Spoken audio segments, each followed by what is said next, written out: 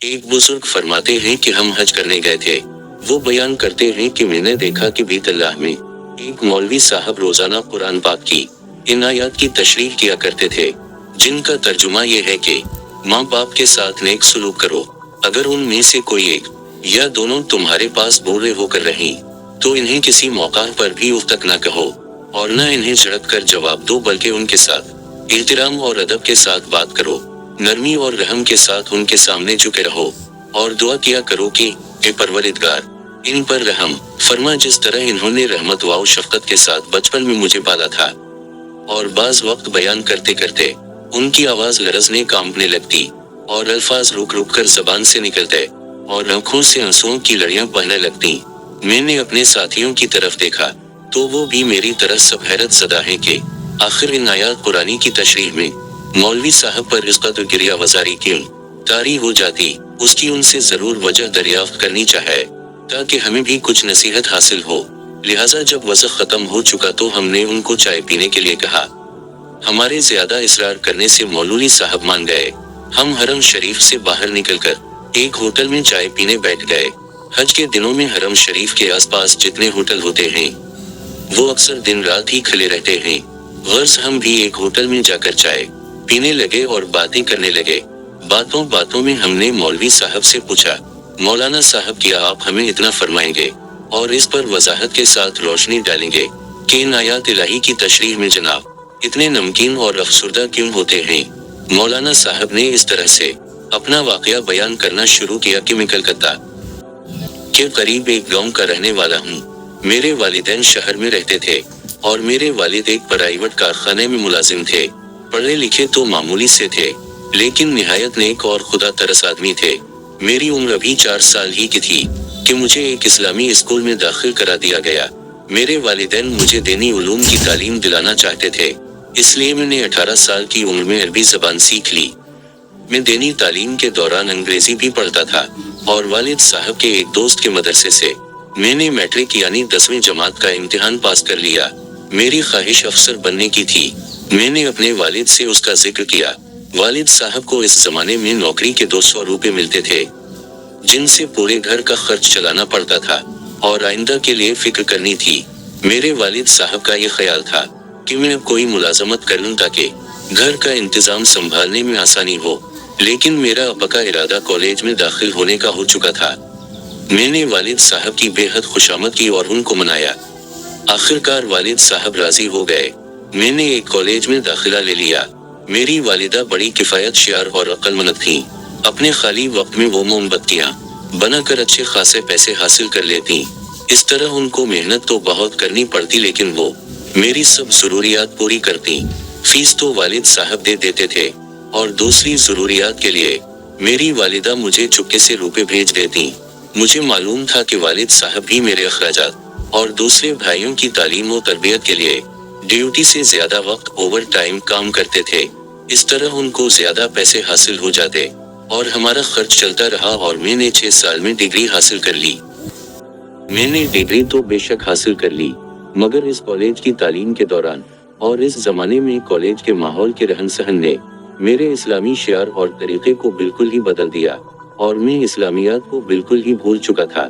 اس لیے یہ ماحول ہی نیا اور ایسا تھا کہ میں وہاں کا رنگ لیے بغیر نہ رہ سکا۔ میرا ذہن، میرے خیالات جدید تعلیم و تربیت سے بے حد متاثر ہو چکے تھے۔ اب کیسا دین اور کیسے دین کی باتوں پر چلنا اور کیسی نماز روزہ کرنا، میرے حالات اور خیالات سب ہی بدل چکے تھے۔ میں نے 6 سال پورے کالج میں اول نمبر کی کامیابی حاصل کی، اس لیے درخواست دینے پر مجھے اس کالج میں ملازمت مل گئی اور میں 350 ماہوار تنخواہ پانے لگا۔ چند سالوں میں میری تنخواہ 500 روپیہ ماہوار ہو گئی۔ اب والدین نے میری شادی کی فکر کی۔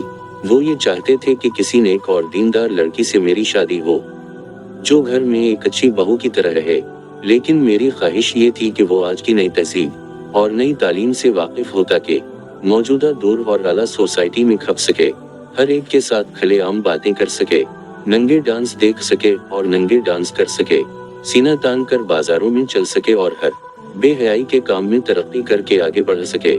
لہٰذا میں نے اپنی پسند کا ذکر اپنی ماں کے ذریعے سے اپنے والد صاحب سے کر دیا، لیکن انہوں نے پسند نہ کیا اور برا مانا۔ लेकिन मुझे नई रोशनी के सिवा कुछ दिखाई ही नहीं देता था।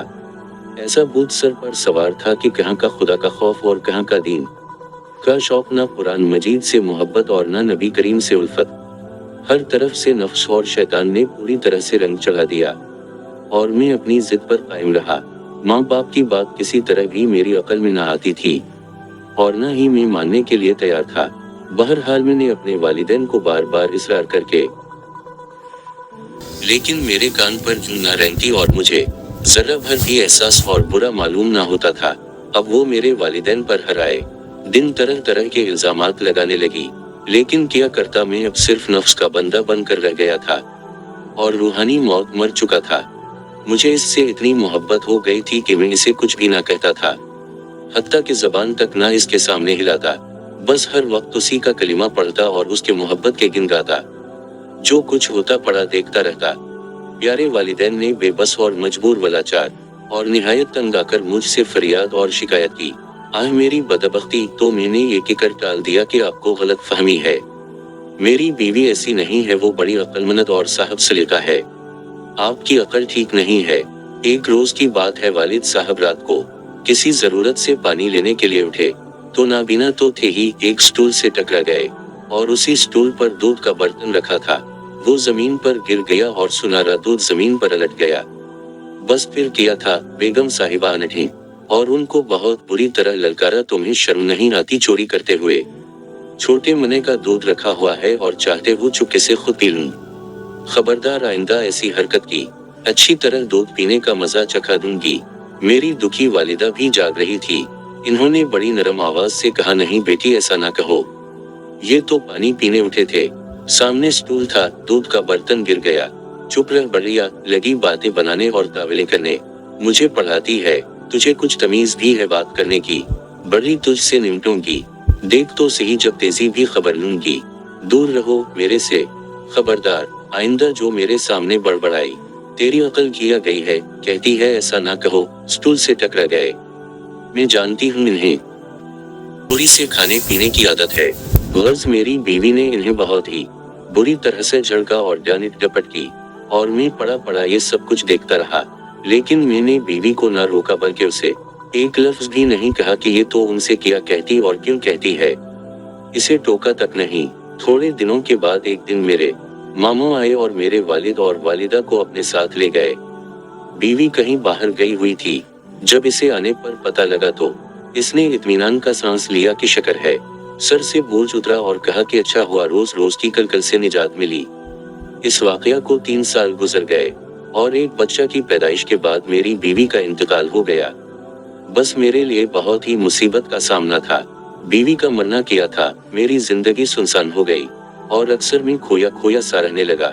मेरे एक बहुत ही मुखलिस दोस्त थे, इन्होंने जल्द ही एक गरीब घराने में मेरी शादी करा दी और ये मेरी बीवी हाफिज कुरान, निहायत ही नमाज रोजा और कुरान मजीद की तिलावत की पाबंद, बड़ी ही दीनदार और मेरी हर तरह से फरमानबरदार थी। वो अभी जिंदा और मेरे घर आबाद है।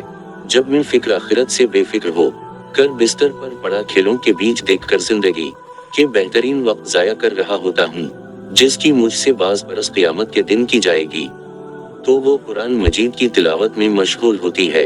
एक दिन की बात है कि मैं चारपाई पर बैठा था और बीवी कुरान मजीद की तिलावत कर रही थी कि अचानक वो इस आयत पर पहुंची कि जिसकी तिलावत व तशरीह रोजाना आप मुझसे सुन रहे हैं। तो मेरी आंखों के सामने वो तमाम वाक़यात आ गए जो पीछे गुजर चुके थे और मेरे साथ मेरे माँ बाप ने जो सलूक किया था और इन्होंने जो ज़हमत व